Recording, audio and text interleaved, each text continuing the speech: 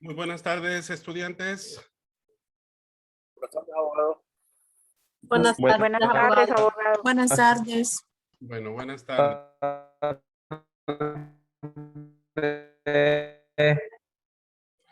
Ok. Bueno, hoy vamos a hacer vamos a evacuar algunas dudas, pero más que todo vamos a evacuar también preguntas que ustedes tengan. No sé si de repente ustedes, la primera duda y la más importante, ¿ya lograron constituirse la mayoría en los grupos de trabajo y de estudio? ¿Hay alguno que de repente le haga falta grupo?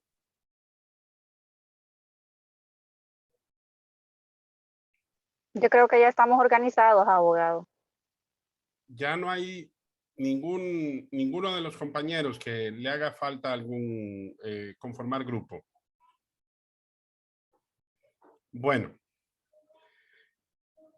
por otro lado, recuerden de que los coordinadores o los relatores me tienen que enviar vía correo electrónico a lo que es jquiros@una.edu.hn para que así ustedes me comuniquen cuál es la conformación de sus grupos, ¿verdad? No se les vaya a olvidar porque tengo que ingresarlos precisamente dentro de lo que es el desarrollo de la clase.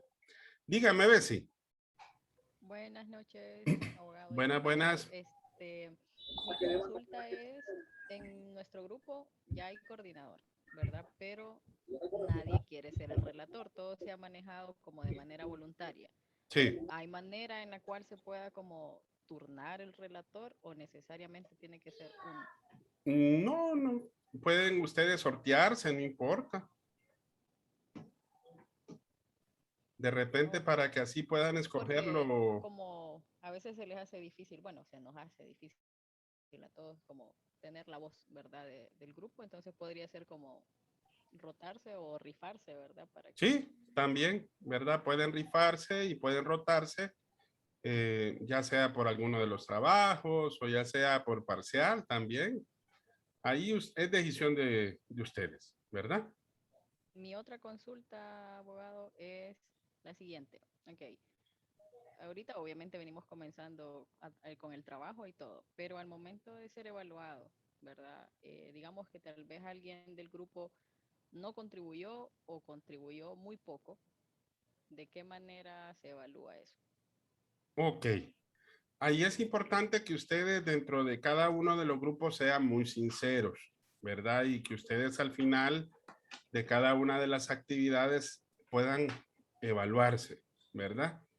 Si ustedes dentro del grupo hay 2 o 3 integrantes que de repente están participando y están colaborando, pero de repente aparecen 2 compañeros que no participan, entre los 3 pueden tomar la decisión de, dentro de la portada del trabajo, escribir sus nombres, sus números de cuenta, y no importa que de repente me hayan enviado ustedes, por decir así, ya la conformación de los grupos. Yo siempre reviso los trabajos en sus portadas, reviso sus trabajos tal con los requerimientos que yo les he solicitado, y si hay alguno de los grupos que de repente pues hay algún compañero que no ha participado, yo dentro de la nota lo evalúo conforme a lo que ustedes precisamente establezcan dentro de su portada. ¿Ok? Sí. Ok, abogado, a mí me queda claro. De momento no tengo más consultas.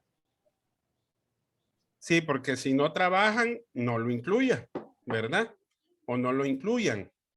Si trabajan, pues entonces sí, incluyanlos y pongan su nombre completo y número de cuenta.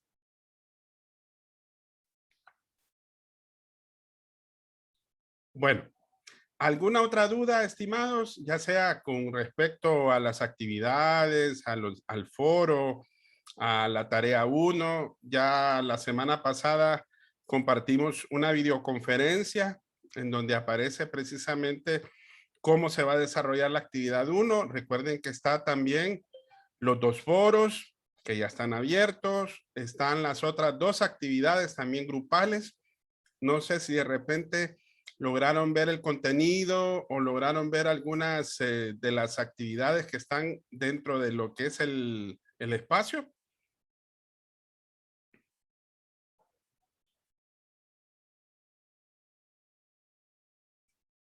¿Está todo claro?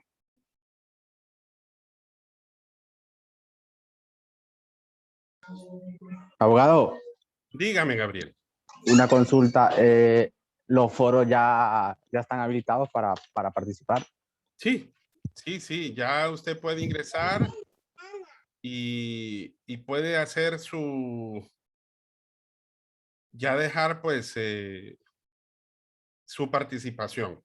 Por ejemplo, este foro que es la actividad número 2, que es el primer foro, si nosotros entramos ahí, se van a percatar, miren, la fecha límite para publicar es el viernes 1 de octubre. Tomen en cuenta las fechas de entrega, ¿verdad? Porque son fechas finales. Después de eso ya no vamos a modificar las fechas de entrega. Miren, la actividad se abrió desde el martes 7 de septiembre, ¿verdad? Entonces, la actividad está dispuesta para que ustedes participen. Ahora, ¿qué es lo que ustedes tienen que cumplir de acuerdo a los requerimientos? Esto de repente es importante que ustedes lo leen por su cuenta, pero siempre es bueno que usted lo tome en cuenta también, ¿verdad? Miren, en cuanto a la participación de sus, de sus opiniones, aquí se dice de qué manera debe de ser. Clara, precisa, concisa. No hacerlas muy largas. Si va a citar, pues ahí ponga entre comillas y exponga el autor sobre el cual se va a opinar. Por otro lado, siempre debe de argumentar su opinión. En otras palabras, si de repente está pidiendo o está sobreponiendo la opinión de otro autor, siempre es bueno citar la referencia. Por otro lado, no valen las participaciones en solamente digan estoy de acuerdo, comparto la opinión de tal compañero, estoy en desacuerdo. No, tiene que decir no solamente por qué está de acuerdo o por qué está de desacuerdo, tiene que explicarlo, ¿verdad? Por otro lado, se evalúan las participaciones que están enfocadas dentro del tema de discusión. Si hay alguna participación que es fuera del mismo, recuerden que este foro es de un repaso de la clase 1, ¿ok? Clase 1. Entonces, tiene que estar enfocada dentro del tema. Y por otro lado, el mínimo de participaciones es de 3 por participante. No se les olvide. El máximo no tiene límites. Por eso es muy importante que cuando vayan a hacer su participación, no se confíen solamente a hacer solo 3. Si pueden hacer más, háganlo, ¿verdad? Háganlo, porque es importante para poder enriquecer el contenido. Recuerden que esto es parte del acumulativo individual que ustedes tienen. Recuerden que está en juego un 10% dentro de lo que es su acumulativo, tanto dentro de los foros como también en las participaciones que ustedes tendrán dentro de cada una de las plenarias que haremos dentro de las videoconferencias. ¿Ok? Hasta el momento nadie ha participado. Miren, este es el foro repasando la unidad 1, ¿verdad? De la clase 1. De igual manera, si usted sale de aquí, en la segunda clase,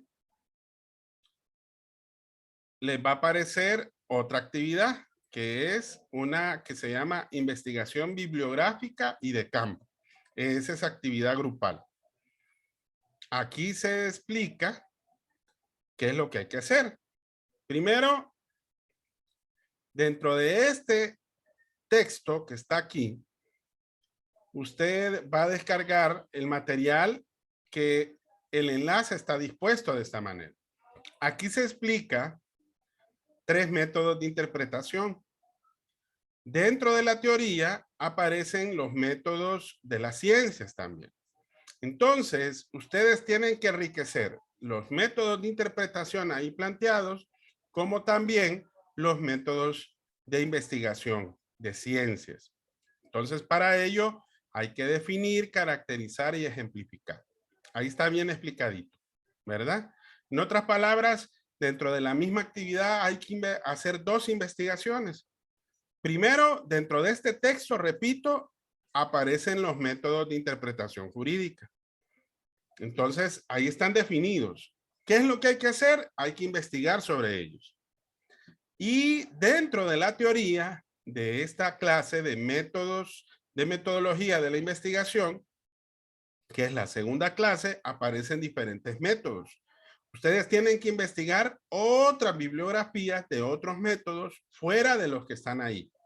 Por eso dice, ¿eh? Además de los métodos citados que existen, defina otros, caracterícelos y ejemplifíquelos. De igual manera, aquí se establece cuál va a ser la estructura del trabajo. ¿Miren? Y también cuál es el mínimo de referencias bibliográficas que se piden, que se solicitan. Hay una extensión mínima y una extensión máxima. De igual manera, como en el primer trabajo, esta extensión es sin contar la introducción, las conclusiones y el área de la bibliografía y la introducción. Y aquí se le explica cómo va a ser el coordinador al momento de subir el trabajo. La fecha tope de entrega de este trabajo es el viernes 8 de octubre. Otra vez, recuerden tomar en cuenta, ¿verdad? O sea que faltan 22 días, 6 horas, ¿verdad? Y por último, en la clase número 3,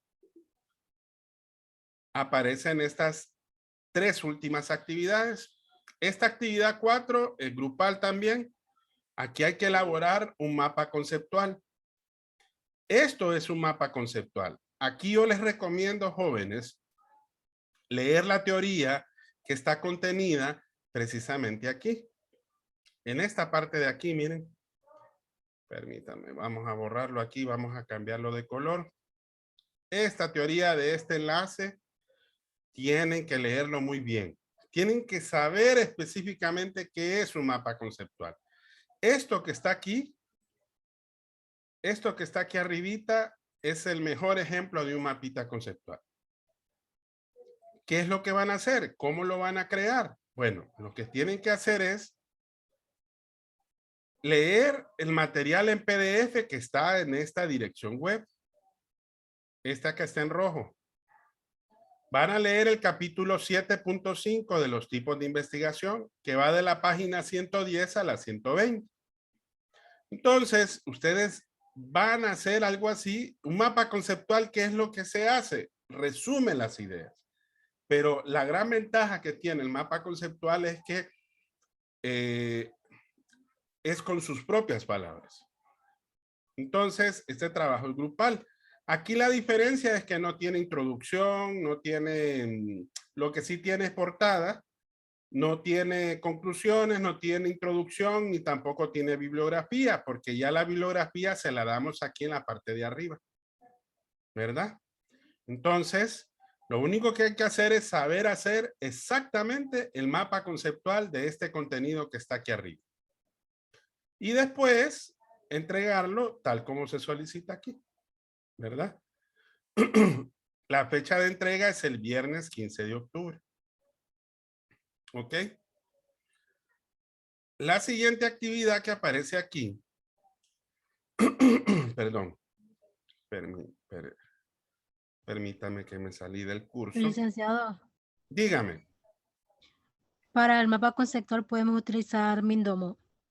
Sí, se puede utilizar, no hay problema. Si usted utiliza alguna aplicación, eso sí, que recuerden de que Mindomo tiene una gran ventaja para poner las ideas principales, pero a veces no dispone las ideas secundarias o lo que nosotros llamamos las proposiciones o palabras enlace. Entonces, a veces dentro de la imagen hay que hacer una pequeña modificación, pero sí se puede usar una aplicación de mapas conceptuales o mapas mentales, pero ojo, no es lo mismo un mapa mental que un mapa conceptual. Recuerden que esa es una de las cosas que generalmente evaluamos, porque tiene que ser un mapa conceptual, no un mapa mental. Si hacemos un mapa mental es totalmente distinto a lo que se está solicitando ahí. Y ahí viene el segundo foro, que es la segunda participación, que es repasando la clase 2 y 3. Miren, la fecha tope es el 17 de octubre. En ese tenemos más tiempo. ¿Por qué? Porque recuerden que las clases van de acuerdo a semana. Usted lo que tiene que hacer de la clase 2 y de la clase 3, entonces hacer sus participaciones.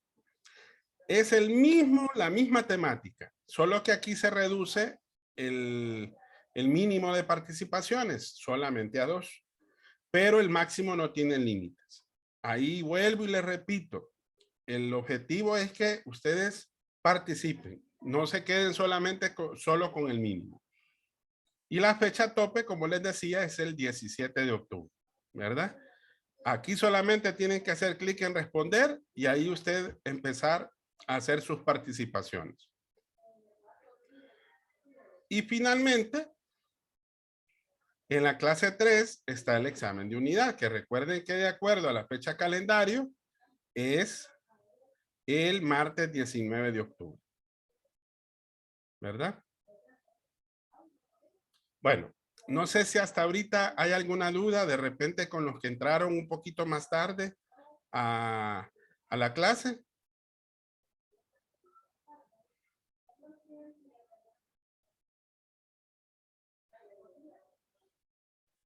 Jóvenes, de repente con los que se matricularon un poquito antes, perdón, un poco después.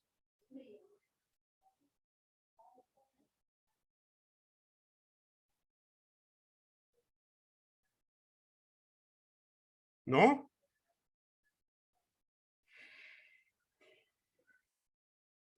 Buenas tardes, abogado. Disculpe. Dígame. Fíjese que yo tengo una pregunta porque he estado revisando lo de la plataforma y haciendo la tarea, la que estamos haciendo grupal, pero es que fíjese que tengo esta duda porque dice, de acuerdo con el video y entre paréntesis Educatina 2012, no sé cuál de todos los videos que usted menciona en la bibliografía del material de la primera unidad, no sé cuál de todos esos videos es exactamente el que menciona ahí. Ok. El video que ahí aparece dispuesto donde está la teoría es el video de la clasificación de las ciencias. Sí, que es que sale un muchacho, pero lo que yo veo raro es que no sale de la página de Educatina, entonces por eso le estoy haciendo la pregunta. Ah, no, lo que pasa es que la fuente es Educatina 2012. Ah, ya, o sea que de ese mismo video que sale ahí en el material. Así es, sí. Ah, bueno, gracias. Entonces, como la referencia está como Educatina, entonces por eso es que le aparece así de esa forma, porque citamos precisamente la referencia. ¿Verdad? Ah, bueno, gracias. Pero es, aquí está, miren, ahorita se lo voy a mostrar. Aquí lo tengo ahorita. Miren. Este de la clasificación de las ciencias. En ese video aparece cuáles son los elementos para precisamente los elementos para poder identificar a las ciencias, que es el objeto, que es el método y es el fin. Y recuerden que dentro del derecho explicamos qué es el objeto, qué es el método y qué es el fin, ¿verdad? Ok, gracias, abogado. Vaya, pues. Bueno, no sé si yo no creo que, no creo de verdad que no tengamos dudas con respecto al contenido, no lo han leído. ¿Mm? Bueno, yo ya lo leí, licenciado, y en general está bastante claro. Y Sí. con los videos creo que es un buen apoyo, porque si queda alguna duda, con los videos como que la aclaramos. Esa es la intención, ¿verdad? Esa es la intención, porque si Si ustedes logran enriquecer y entender mejor el contenido, para su servidor se cumple el objetivo del que estamos hablando, ¿verdad?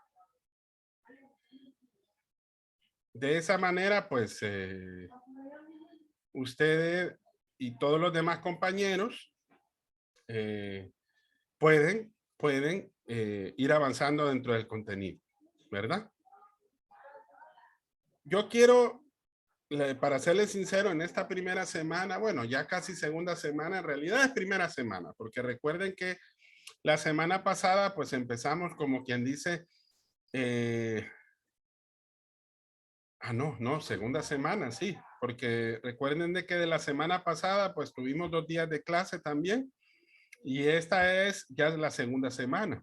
Entonces, a mí me gustaría si de repente pudiéramos tener dudas específicas, ya sea con la clase 1, ya sea con la clase 2, ya sea con la clase 3, ya sea con la actividad 1, ya sea con la actividad 3 o ya sea con la actividad 4, ¿verdad? Es muy importante que si ustedes tienen preguntas con respecto a esto, ¿verdad? Eso nos va a ayudar bastante. Hay un material que yo quiero que ustedes tomen mucho en cuenta, que ese material viene precisamente en lo que es el contenido del examen, que es el material de Ángel Giraldo, que cuando nosotros vayamos a hacer la plenaria, de aquí, este es el material, miren.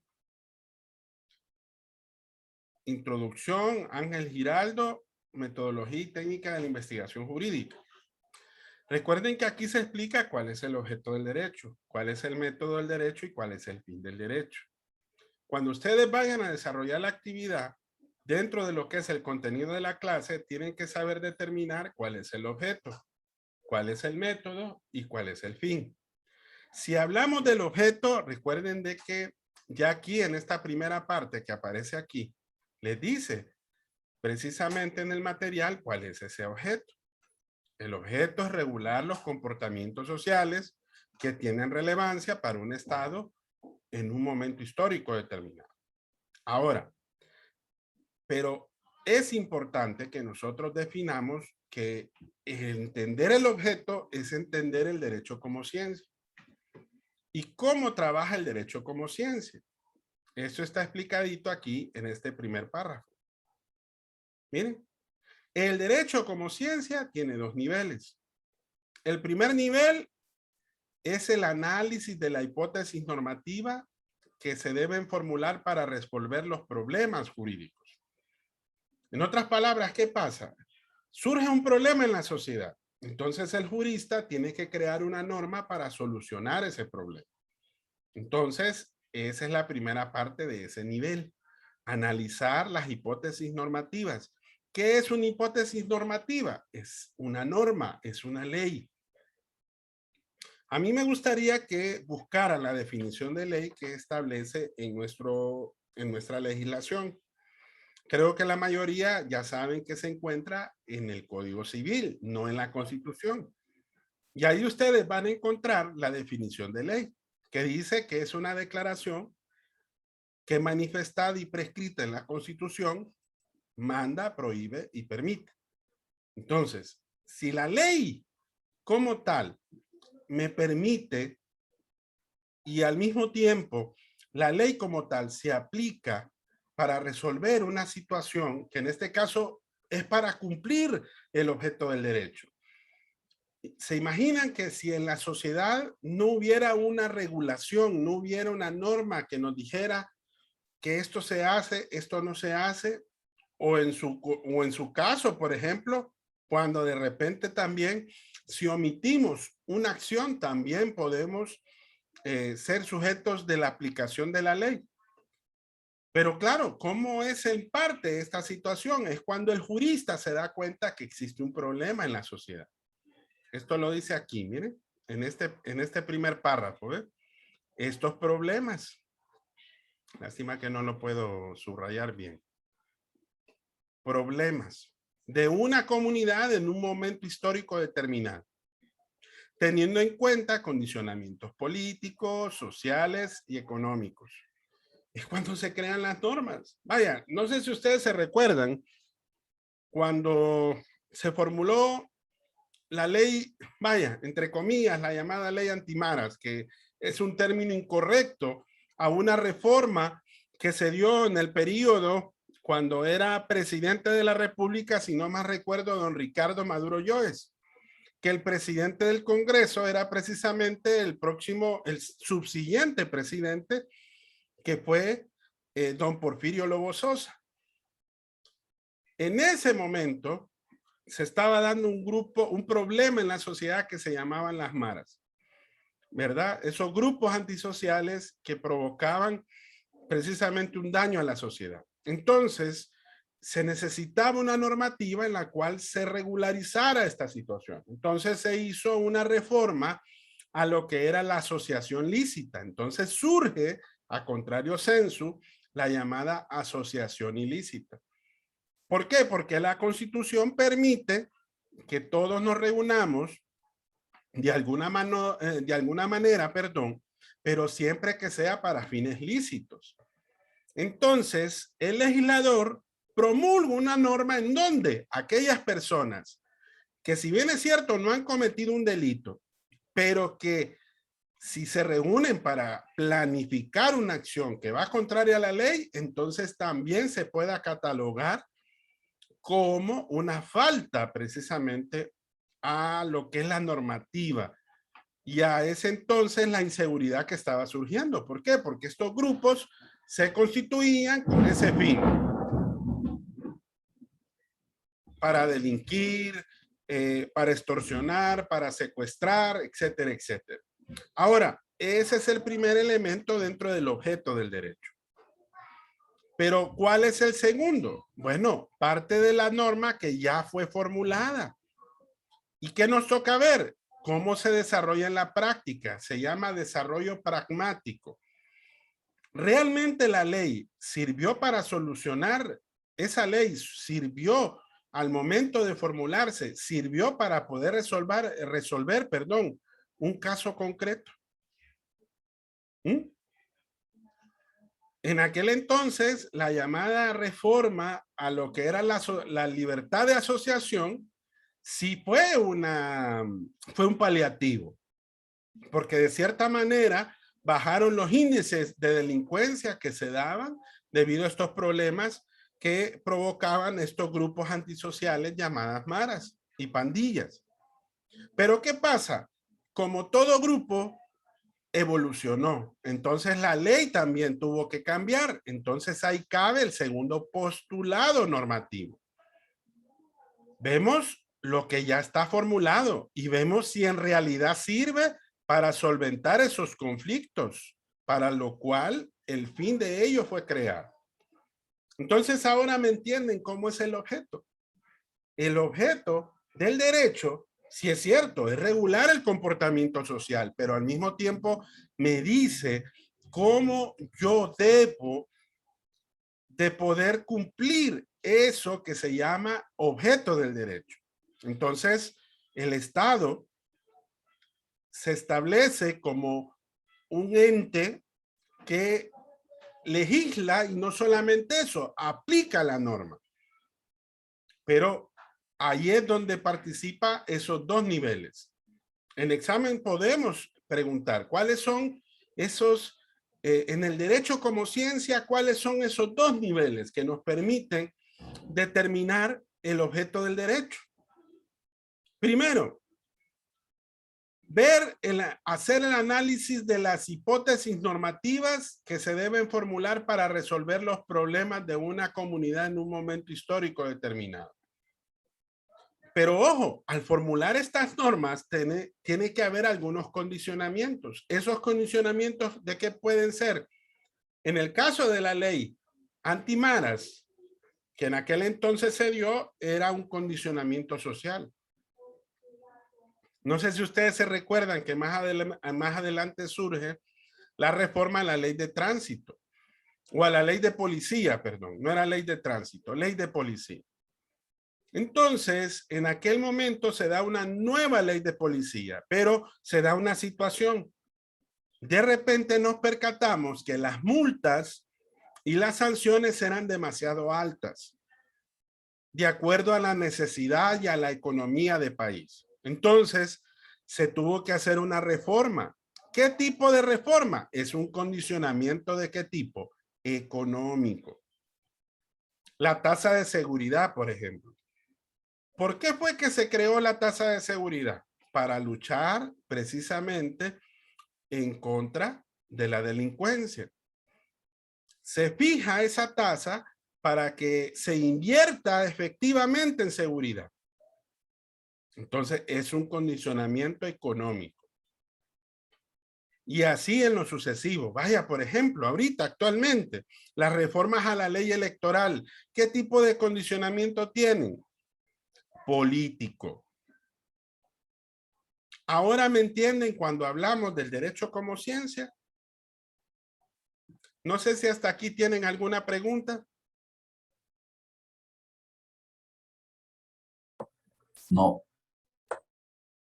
Ok. Esto está aquí. No se les vaya a olvidar. Ahora, más abajito, ustedes van a ver que tienen que determinar una cosa. ¿Qué es un problema jurídico? ¿Ok? ¿Y qué no es un problema jurídico?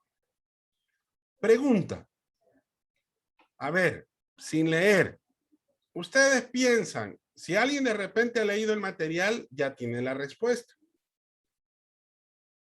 ¿Será la pena de muerte un problema jurídico o no es un problema jurídico? ¿Qué piensan ustedes? Alguien que me responda.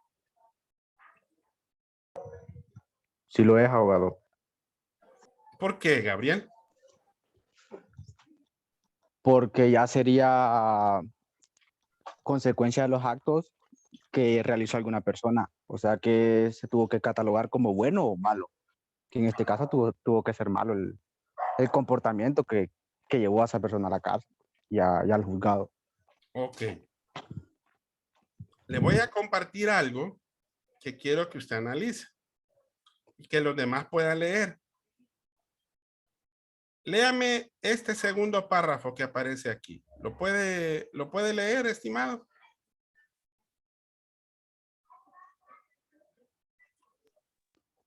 Los problemas jurídicos son los que se formulan al anterior del derecho. Al interior, al interior. Al interior del derecho. Sí. Saber, por ejemplo, si es válida la venta de bienes muebles entre cónyuges. Es un problema jurídico, porque su solución hay que buscarla al interior del derecho. Así es. En las fuentes formales que lo conforman. Ok. Ahora, mire este segundo párrafo. Léamelo, por favor. Al contrario, no es problema jurídico indagar.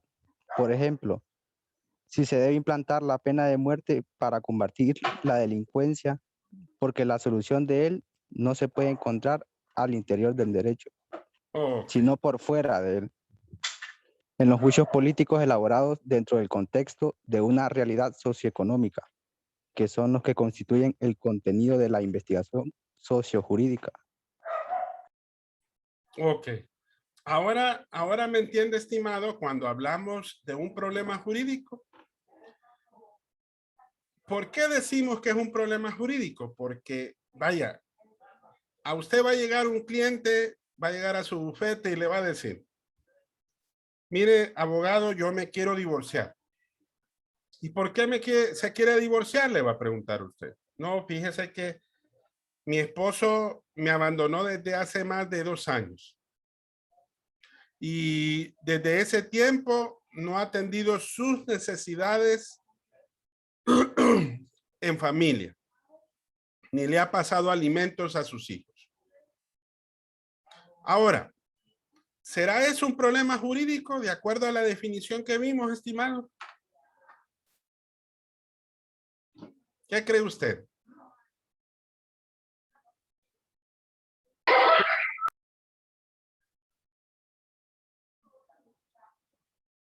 ¿Qué piensan? ¿Alguien que le ayude? Sí, abogado, porque representa un conflicto de interés. En otras palabras, si nosotros vemos esta situación, ¿qué es lo que tenemos que ver como abogados? Ver la norma. La norma me dice que es una causal de divorcio el estar separado del cónyuge por más de 2 años. Y además de eso también me dice aquel que de alguna manera no ha cumplido sus obligaciones de familia es también una causal de divorcio. Entonces, si vemos la definición, tal como la leyó precisamente nuestro compañero, si se fijan, ¿qué es un problema? Como bien lo dijo, son los que se formulan al interior del derecho. En otras palabras, ¿qué es un problema jurídico? Todo el que está contenido en la ley. Ahora les vuelvo a preguntar, ¿la pena de muerte está establecida en nuestra legislación? No. Entonces no es un problema jurídico. Así es, Gabriel, así es. Entonces, como bien se dijo aquí, por eso decía, la pena de muerte, mientras no esté tipificada en la ley, no constituye un problema jurídico. A nosotros como abogados nos toca precisamente evaluar esos problemas y buscarle solución. Ahora, ven qué bonito es el objeto del derecho en la ciencia. Ahí es cuando nos empezamos a dar cuenta realmente cómo trabaja el derecho en la ciencia. Porque mientras esté legislado una determinada acción, entonces es un problema jurídico. Pero si no está legislado, entonces no constituye un problema jurídico. Abogado, Dígame, Gabriel. entonces va a ser considerado como problema jurídico hasta que se determine en la Constitución de la República de que es un problema. Sí. Vaya, no sé si usted se recuerda que hubo un tiempo que fue hasta bandera política esto de la pena de muerte. Si en ese entonces el que iba de candidato XY hubiera instituido la pena de muerte, recuerden de que, por ejemplo, aquí en Centroamérica, el único país que tiene establecida la pena de muerte como una pena capital es Guatemala. Honduras, su pena máxima, ¿cuál es? La cadena perpetua. ¿Por qué? Porque debido a los diferentes tratados internacionales a los cuales Honduras se ha asignado, defiende un derecho que se llama el derecho a la vida. Entonces, para tener ese fundamento jurídico, también tenemos que analizar de dónde surge la norma. ¿Ok?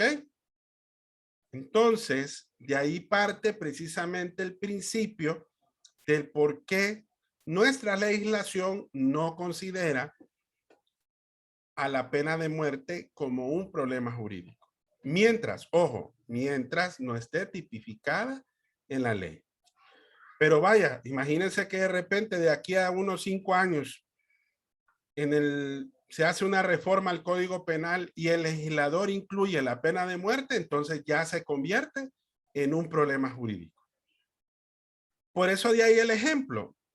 El ejemplo que yo les di, en el caso del divorcio, sí cabe y es un problema jurídico porque sí está establecido en la ley.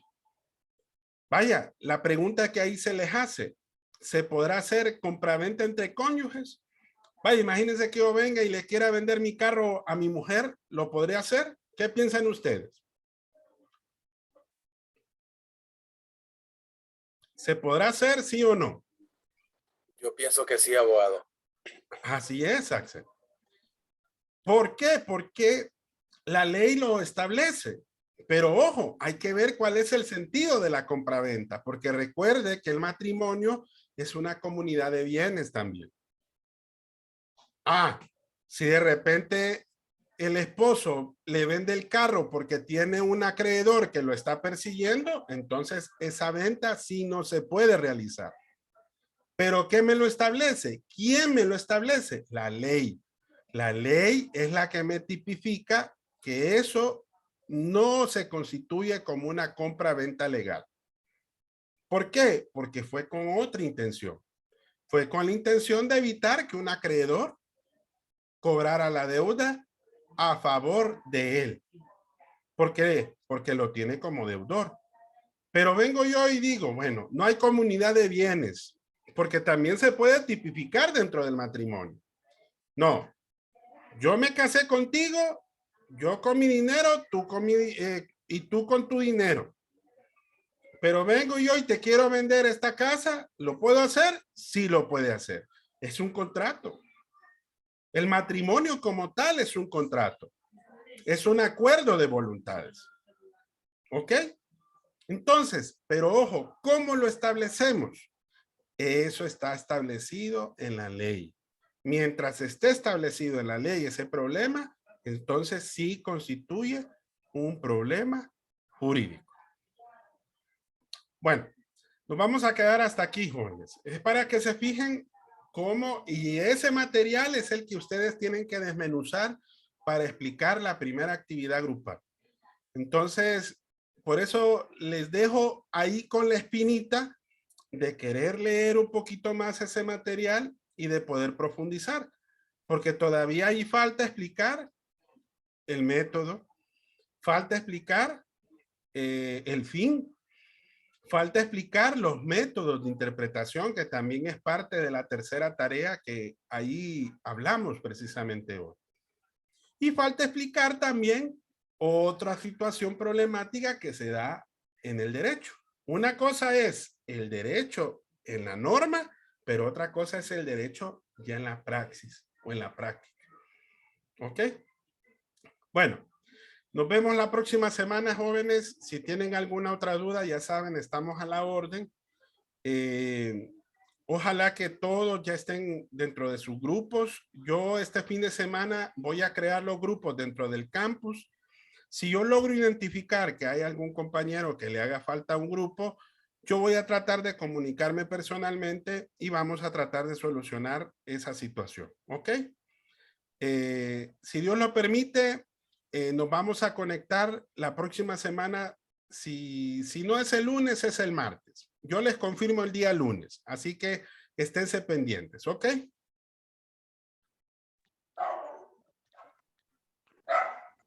Ok, abogado, entendido. Bueno, pues, entonces Wow. a seguir leyendo, ¿verdad? Y a seguir ahí estudiando el material que tenemos ahí pendiente. Muchas gracias, abogado. Buenas tardes. Estamos para servirles. Feliz tarde. Buenas tardes. Gracias, abogado. Buenas Buenas tardes. noches. Gracias, abogado. Buenas tardes, abogado. Gracias.